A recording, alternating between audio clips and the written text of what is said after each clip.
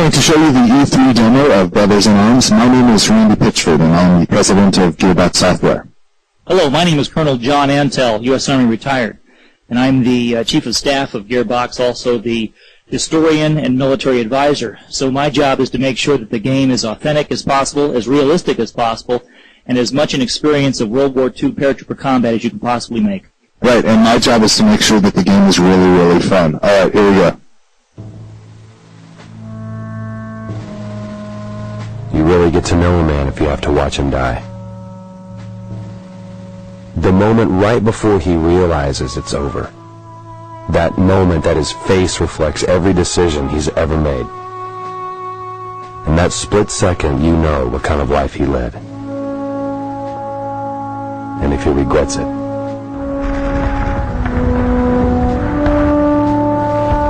Alright, look at this. This is Normandy in 1944. This is what it actually looked like. Check it out. You could actually go here today in Normandy, France, to this very spot, and you could look out over the city of Carentan. And it looks different. It's been 60 years, but a lot of it's still the same. That church, for example, is still there, and it looks exactly like that today. It's amazing. And this year is the 60th anniversary of D-Day, but if you go back there today and you look at this ground, you'll see that a lot of it hasn't changed. And the Gearbox team has spent a tremendous amount of time and energy to make this terrain and this battlefield the most authentic experience you'll find anywhere. Yeah, I like to joke that if you memorize the game, you could go to Normandy and become a tour guide. Look at this guy. Sarge, check this out. I picked up a BAR over at that crashed glider. That's Private Zanovic. He has a Browning automatic rifle. That's a light machine gun that's going to be very important to your tactics of fire and movement. Let me show you somebody else that's important. This guy, Lieutenant Colonel Cole. He's a real guy. Look him up on Lieutenant Colonel Cole. This man's a hero. He's one of two men in the entire 101st Airborne in all of World War II that earned the highest honor, the Congressional Medal of Honor. And the other guy that earned that award in the 101st Airborne was also in this unit. All right, Baker, this is how it's got to be. You and your boys have to stop the Krauts from breaking through our line. You've got to hold. No withdrawal. No one stops firing. If you run out of ammo, fix bayonets. Just don't let the Germans break through. Fight to the last, or the Krauts will flank us, and it's over. I'm going to do that, but first I'm going to show you the assault team. Look at these guys. As we've said, Brothers in Arms is based on a true story, and these soldiers are true to life. Hey Sarge, how's it going? This is Corporal Corian. Corian's your assault team leader. He has a Thompson submachine gun. He uses that machine gun, which is very good for rapid fire at close ranges, to close with and destroy the enemy. Look at him. Look at his eyes. Look at his face.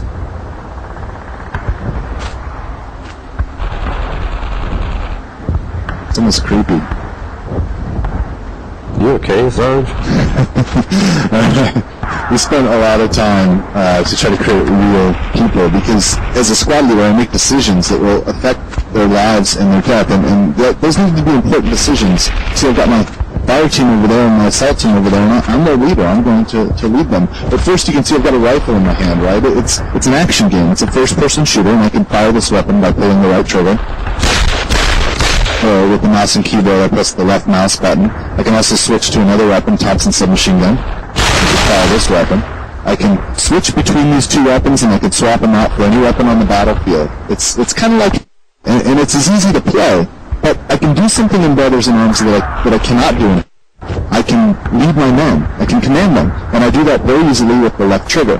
I just hold the left trigger, or the right mouse button on the PC, and this appears. And this icon is a one-button, context-sensitive command system, and it allows me to lead my men. If I put it on the ground, my order is move to that position. If I put it on an enemy, my order is to attack the enemy, and I can lead my assault team and my fire team using this system.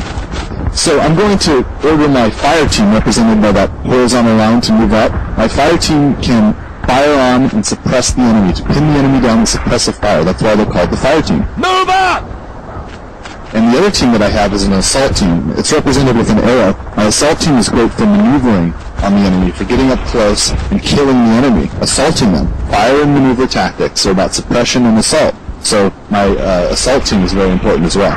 These were authentic World War II tactics. The concept was to find the enemy, to fix him, to flank him, and then to finish him. Or as General Patton from World War II said, grab him by the nose, kick him in the ass. That's what I'm going to do. Yep, use my assault team to kick him in the ass. Look at my men finding cover and using it for contact. Look at my men, they automatically engage, they automatically return fire. They have battle drills that they practice, standard operating procedures. That man's going to find a better firing position because he was out in the field there when it started. And we cover each other as some reload, the others fire, and suppress the enemy. See that icon there? It's a suppression icon. We can toggle it off. We can turn that off in the game, but it tells me what state of mind the enemy's in. Look, this guy's exposing himself. Got him. Got him. Good job. Thank you. Alright, let me show you something really cool. This is called situational awareness view, and it lets me get an idea of what's going on in the battle, so that I can make decisions about how to approach this problem tactically.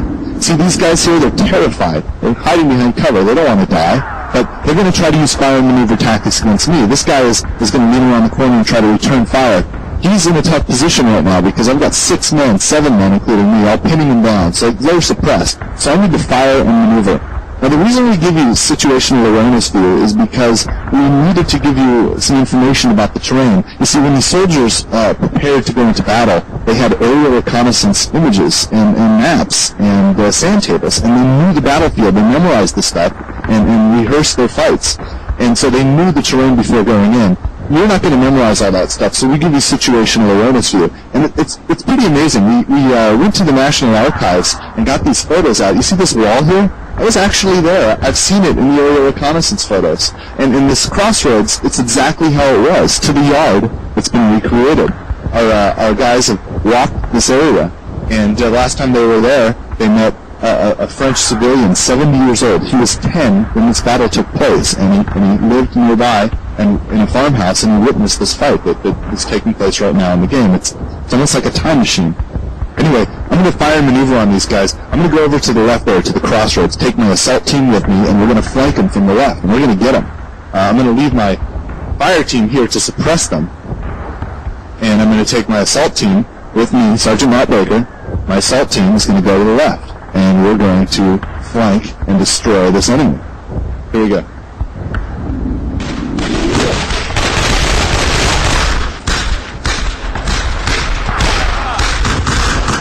First move to cover. Alright, we're going to move along this wall to the concrete. Don't step in that. Notice how simple all that was. Randy doesn't have to tell the soldiers to do everything. They're fighting on their own. Machine gun! MG-42! Contact. Good shot. Good shot. You flanked him. Wait a minute. There's contacts over here. I got a problem. Fire! Oh shoot, somebody's here. Looks like there's a machine gun up in that house there. Okay, hold on, let me check the right flank over here because I think I'm gonna have to get out of here and get up to that right. If I go out in the open and that machine gun opens up on us, it's gonna kill us. Yeah, the Germans have shifted their defense, so you need to move to the right. Let's see if we can We're try to throwing flank grenades the there. right. Let's see if I can get these guys. You need to brute force this or flanking. I'm flanking left now. Too much open ground. Got him. Good shot.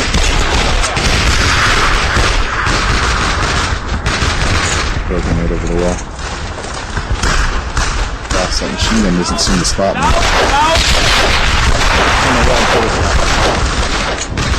Oh, good That's a shot. successful flank. Good job. Here comes some more. You know, I'm gonna have to abandon this flank and go the other way. That machine gun's opening up. Yep. Okay. Those guys spotted me now. I'm gonna pull back and move to the right because that machine gun's gonna tear us out. Assault team, come with me. I wish you could follow in command. Okay, they're moving tactically like soldiers do. Yeah. Covering each other. Using cover where they find it. My basic fire team is still suppressing that enemy, bringing them down. Look, the Germans are maneuvering too. See that? They're using fire and maneuver tactics as well. I shifted to the right, so they're shifting to the right. We have a system we call situational AI, and it allows our designers to give the enemy's commands in the same way that I'm giving the Allies commands. It's neat stuff, and it allows the enemies to use fire and maneuver tactics against the player and his teams. Alright, so this guy's dead. We're going to cross the road here. Okay, it's dangerous. Be careful. I know, but we got to get across if we're going to flank him from the right. Better than flank him from the left with our Yeah, the machine machine gun. gun can't get you from here, so you're Alright, better off. let they cover each other. Go. Ooh. First he got hit. Damn it! Obrowski's down! He's hit! Okay, that man was killed because I crossed a danger area, kill zone, without properly suppressing the enemy first. But I've got a great flank on these guys now. Okay, now use the flank to your advantage. Take him down. Suppress those Watch him taking fire. He's trying to get cover from me. So Somebody shooting you around. grenade, I would take care of him. He's trying to get out there.